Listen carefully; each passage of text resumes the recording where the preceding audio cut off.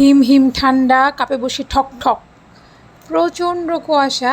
এই যে কুয়াশার দিনে বাচ্চা কাচ্চারা স্কুলে যেতেছে, আর আমি এই তীব্র শীতে আর প্রচণ্ড কুয়াশায় কোথায় যাচ্ছি সেটাই তোমাদের সাথে শেয়ার করতে চলছি।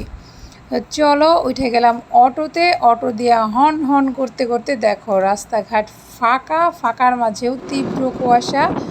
বাস স্ট্যান্ড পার হয়ে যাওয়া শুরু হয়েছে। যেহেতু আমি এই রাস্তাতে যাই, আর তোমরা সবসময় আমার ব্লগ যারা দেখো তারা তো বুঝতেই পারছো এই রাস্তাতে যাওয়ার পরে আমার কোন ঠিকানা পড়ে। ঠিক ধরেছো, চলে যাচ্ছি গ্রামের বাড়িতে। গ্রামের বাড়িতে যে প্রজেক্টের কাজটা শুরু হয়েছে সেই কাজটা দেখার জন্যই চলতেছি। এত কুয়াশা, এত তীব্র শীত উপেক্ষা করে যেই কাজটা করতেছি সেটা তোমাদের সচক্ষে দেখানোর জন্যই এইবার হন হন করে চলে যাচ্ছি। দেখো অবস্থা, কুয়াশায় কিচ্ছু দেখা যাচ্ছে না, 2 হাত দূরেই মনে হয় অন্ধকার আর অন্ধকার। তো কেমন কুয়াশাটা পড়তেছে, আর এত কুয়াশায় তো তীব্র শীত, সেটা বুঝতেই পারতেছো।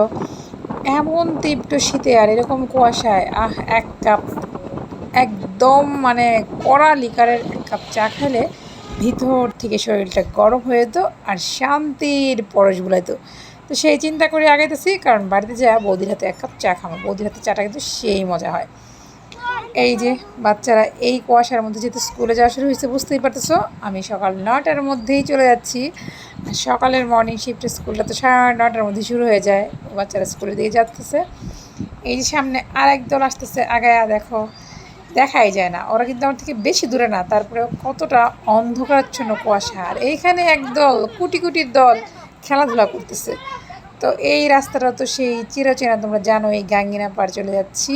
আর এইটাই হচ্ছে আমার গাঙ্গিনা পাড় রাস্তা। আর বলতে বলতে চলে আসছি একদম সরজমিনে তোমাদের দেখানোর জন্য, কারণ পুকুর খনন করা হইতেছে। সেই পুকুর খনন দেখানোর জন্য আর আমি নিজে দেখার জন্য এই কুয়াশা উপেক্ষা করে চলে আসছি।